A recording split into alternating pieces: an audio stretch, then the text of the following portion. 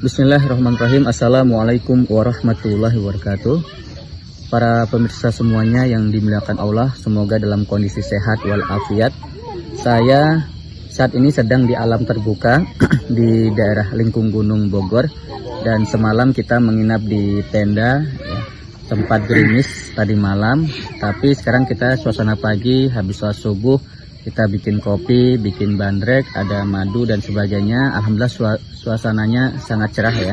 Dan saya sedang berada dengan Bang Hisbul ya.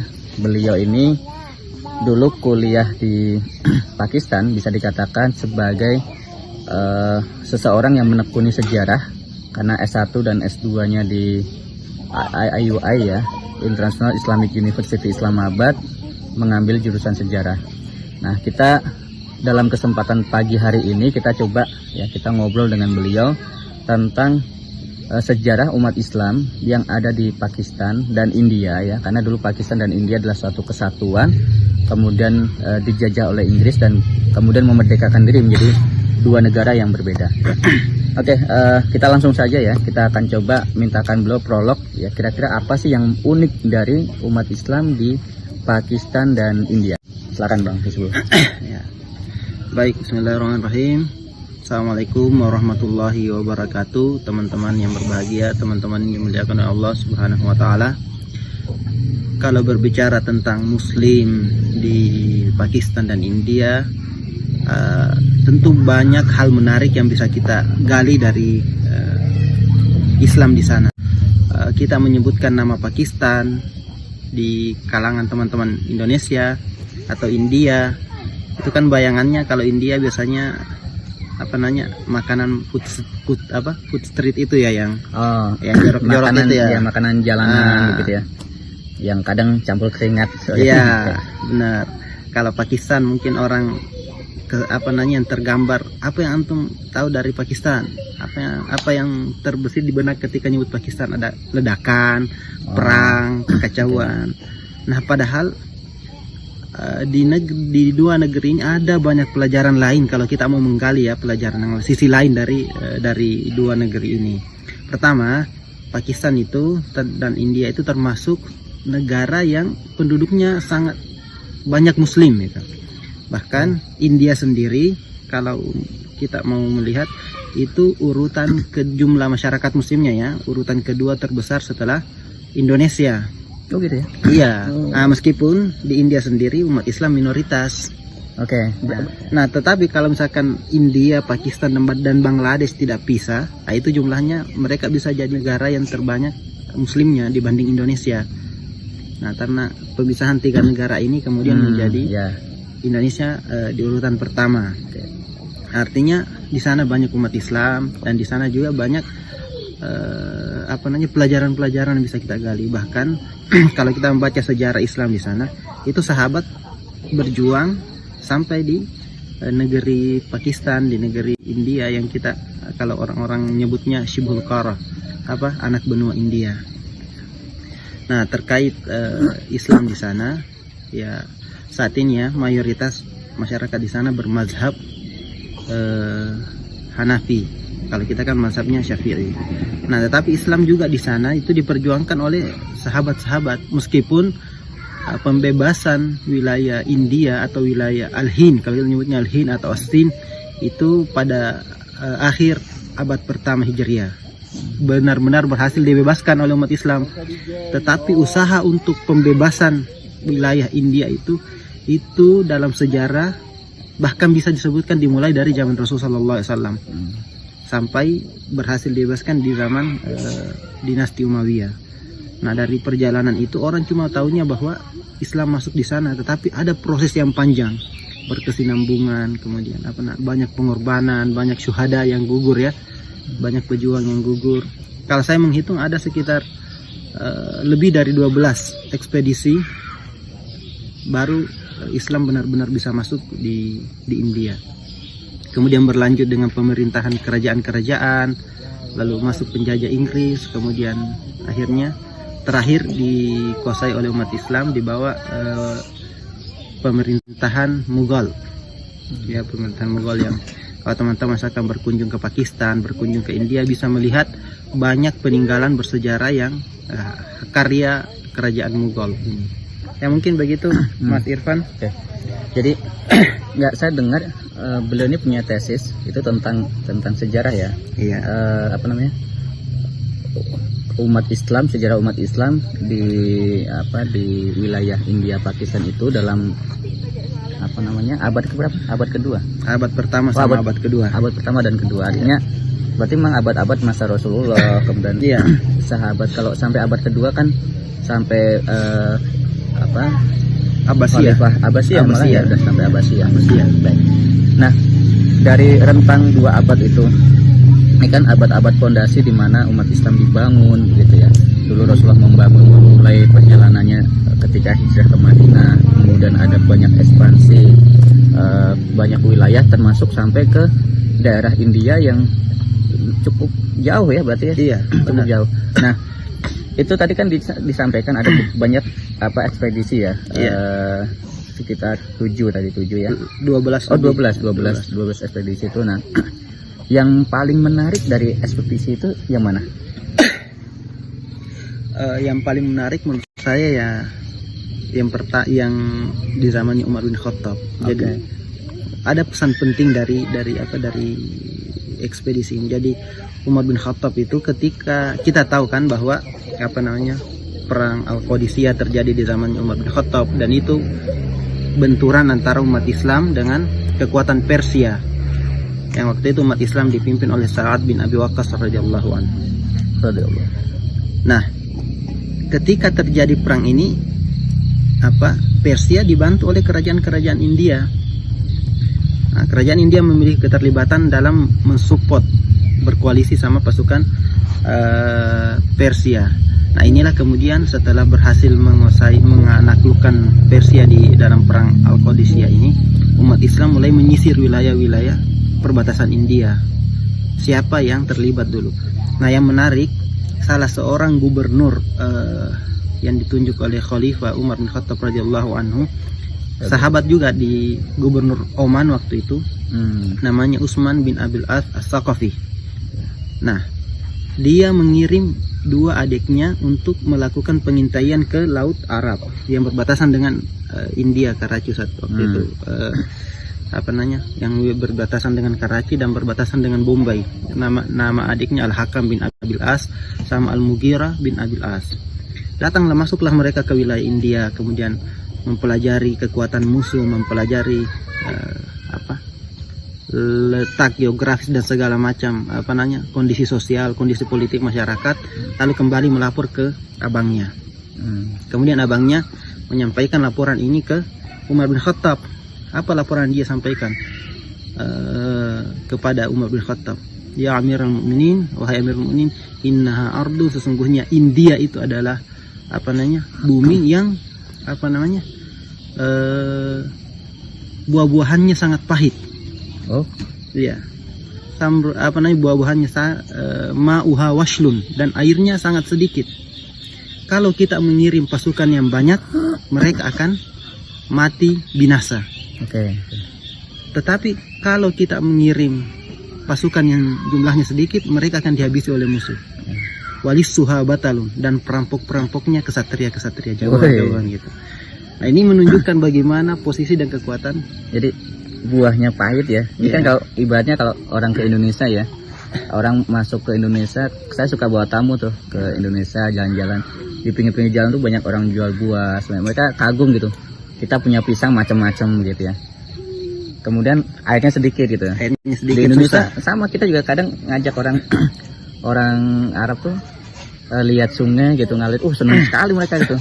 Iya. Mereka jarang-jarang kan lihat begitu. Iya. Sungai ngalir, bahkan air yang sedikit pun buat mereka sesuatu. Iya. Dan bayangkan Ustaz, kirim pasukan yang banyak, kalau persediaan air tidak cukup. Iya. Luar biasa buat pasukan kan. Terus tadi perampok juga ya? Iya, perampoknya banyak. hebat. Masa Allah. Ini kalau di kita terkenal kayak ke Sumatera ya, banyak begal gitu. Iya mungkin begitu. Kayak begitu. Nah, Oke, ini menarik ya, karena kemudian laporannya kan begitu. Iya. Itu responnya gimana, Khalifah? Ya Khalifah ketika itu intinya merespon bahwa kalau begitu jangan mengirim pasukan dulu, jangan terlalu jauh masuk ke sana. Oke. Ada kalimat Khalifah waktu itu yang begini, kalau terjadi apa-apa dengan pasukan, dengan umat Islam, saya akan menghancurkan keluarga kamu sebagaimana kehancuran yang dialami oleh pasukan ini. Ini menunjukkan bahwa Khalifah waktu itu sangat tegas, jangan main-main dengan umat Islam ini. Maksudnya kalau kondisi udah kayak gini, jangan menjebak umat Islam dalam pertempuran yang membinasakan gitu. Oh, artinya nggak, nih kalimat ini kan menarik dalam Iya. konteks apa dunia ya perpolitikan. Iya. Kan banyak para penguasa itu kadang-kadang untuk kepentingan prestis dirinya atau apa dia mengorbankan pengikutnya gitu. Iya, padahal dia udah tahu ini sangat berisiko, oke. risikonya Iya, iya. besar. Nah, luar biasa menurut saya, dan memang hitung-hitungan mungkin militer ya saat itu, ketika terjadi sesuatu sama umat Islam itu akan sangat sulit untuk memberikan bantuan, jaraknya yang sangat jauh. Ya itu. Kemudian waktu itu India, pasukan India memiliki kekuatan angkatan laut yang besar, sementara umat Islam belum terbiasa dengan pertempuran laut. Lebih banyak ke pertempuran darat. Kita tahu bahwa angkatan lautnya umat Islam itu mulai berkembang pesat kan di zaman Khalifah Utsman bin Affan radhiyallahu anhu. Nah itu yang menarik. Tetapi kalau kita mau kembali, yang menurut saya saat yang menarik ini, Bang Irfan ya, Mas Irfan atau Ustadz ini, saya panggil siapa ini? Aman saja kita, aman semuanya ya. Nah. Yang menarik, kita lihat misalkan gubernurnya Oman, siapa namanya, Utsman bin Abil As As-Saqafi, kemudian yang dikirim melakukan pengintaian dua adiknya Al-Mughirah sama Al-Hakam As-Saqafi semua. Nanti beberapa puluh tahun akan datang, itu yang membebaskan juga adalah namanya Muhammad bin Al-Qasim As-Saqafi. Itu memang keturunannya ya? Ya, mereka dari Bani Thaqif, dari Taif, keturunan dari Taif. Dan antum teman-teman ingat ketika Rasulullah SAW berdakwah di Taif, kemudian dilempari batu, lalu turun malaikat penjaga gunung mengatakan, Muhammad, Rasulullah Allah mengutus saya untuk mendengarkan perintah kamu. Kalau kamu menginginkan saya mengangkat gunung ini untuk menghancurkan mereka, saya lakukan gitu. Tapi apa jawaban Rasulullah SAW? Tidak, saya justru berharap Allah Subhanahu Wa Taala memberikan hidayah kepada mereka, dan dari mereka lahir orang-orang yang memperjuangkan Islam. Dan luar biasa ini doa Rasulullah Shallallahu Alaihi Wasallam. Nanti akhirnya yang kelak membebaskan India itu adalah komandan-komandannya, orang-orang besarnya adalah keturunan-keturunan dari situ itu. Masya Allah. Kenapa para keturunan dari Bani Thaqif ini banyak yang ke India? Atau maksudnya hanya kebetulan kah memang, atau memang rute ke arah ini pada akhirnya bisa dijangkau oleh mereka begitu? Bukan hanya ke India sebenarnya. Oh, banyak ya memang. Iya, kan? ke wilayah-wilayah penaklukan itu banyak dari mereka yang menjadi kesatria pahlawan umat Islam. Kalau saya sih menggarisbawahinya bahwa ini visi yang luar biasa dari Rasulullah SAW.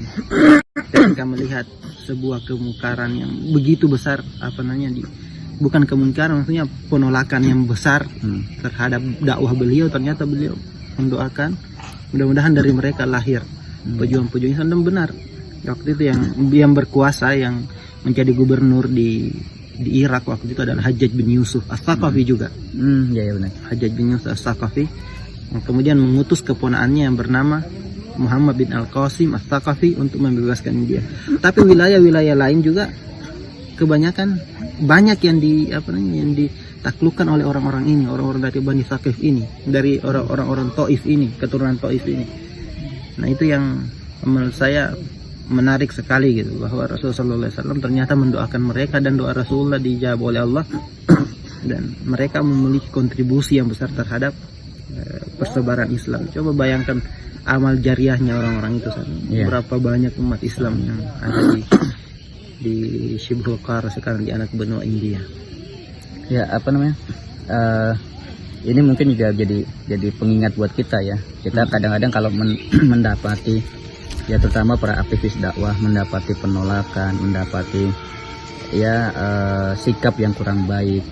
Kita kadang-kadang terpancing juga. Iya. Malah kita mendoakan tuh Kehancuran. kehancuran, kesulitan bagi mereka gitu. Padahal ada juga, saya pernah baca ulama ada yang mengatakan begini, kalau kemudian kita berbangga atau senang dengan kematian yang buruk para musuh-musuh dakwah itu gitu.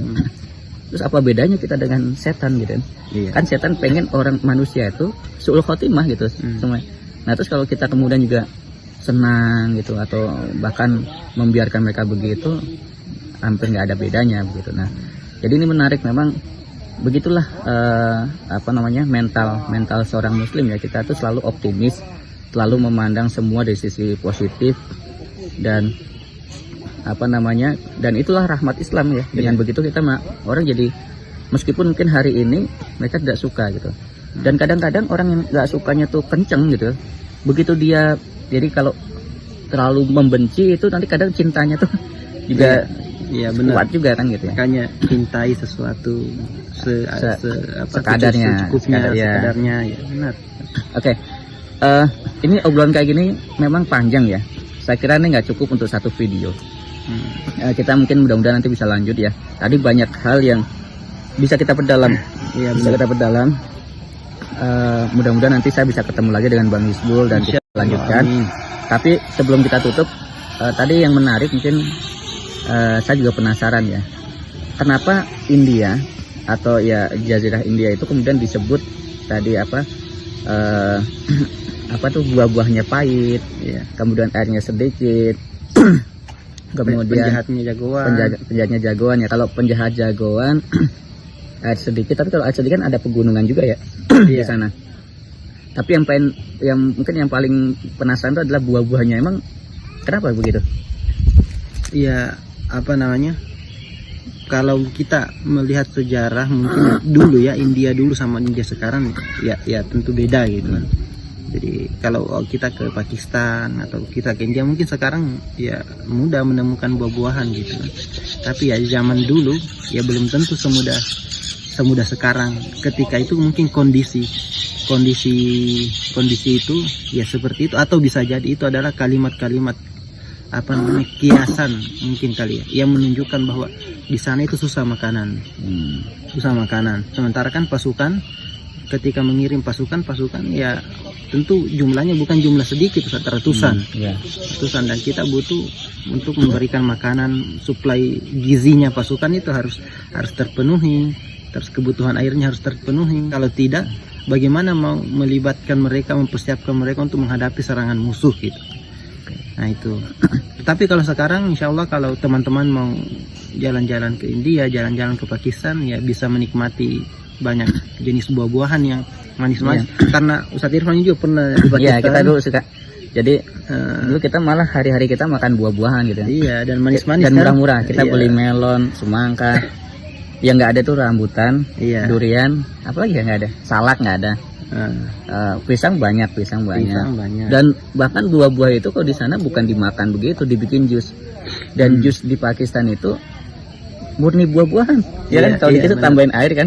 Kalau mereka tuh murni buah-buahan, itu udah buah dimasukin semuanya, tambah susu dikit. Jadi kental, memang rasa buah juga terasa. Apalagi kalau musim panas tuh mangganya, masya Allah manisnya. Oke, jadi ya kalimat itu mungkin adalah kalimat kiasan ya, yang untuk menggambarkan bahwa kondisi di sana mungkin ya tim survei itu mendapati masih sulit untuk kita menghimpun buah-buahan ya, kemudian air, dan kemudian juga mendapati potensi keamanan yang nggak stabil ya. Jadi ini mungkin kalau kita bisa ambil pelajarannya, semacam poin-poin inti untuk menjaga stabilitas apakah itu organisasi, apakah itu pasukan, apakah itu kehidupan bermasyarakat gitu ya. Jadi di antara faktor stabilitasnya adalah ketersediaan makanan ya, air, kemudian keamanan. Kalau tiga hal ini goncang, nggak stabil masyarakatnya. Kalau kemudian makanya begitu bahan makan itu melonjak gitu ya, itu masyarakat bergejolak kan gitu. Begitu air sulit, ya kehidupan itu pun tidak akan langgeng di situ. Atau begitu banyak perampok gitu ya, ya itu juga akan mengganggu keamanan, kedamaian di suatu tempat begitu. Ini menarik sekali ya, tapi sayangnya kita nggak bisa lanjut. Yang mudah-mudahan nanti kita seri berikutnya kita bahas lagi. Insyaallah. Tadi ada banyak cerita perjalanan kita, baru bukan kulitnya ini malahan ya. Iya. Masih apa ya? Ibaratnya kalau kita lihat buah, kita lihatnya dari jauh gitu. Nah, kita baru lihat begitu gitu, belum kesentuh buahnya itu belum kesentuh. Oke. Baik teman-teman sekalian, terima kasih ya. Mudah-mudahan ini bermanfaat dan kita akan terus menggali apa yang pernah dilakukan oleh pendahulu kita. Sebab kita adalah generasi penerus ya. Kita bukan umat yang hidup di zaman yang terpisah, tapi kita adalah umat yang melanjutkan perjuangan Rasulullah dan sahabatnya, juga seluruh pengikutnya hingga hari ini. Sekali lagi terima kasih dan mudah-mudahan kita semuanya dalam perlindungan Allah dan kita selalu dimudahkan untuk melakukan kebaikan-kebaikan. Wassalamualaikum warahmatullahi wabarakatuh. Terima kasih.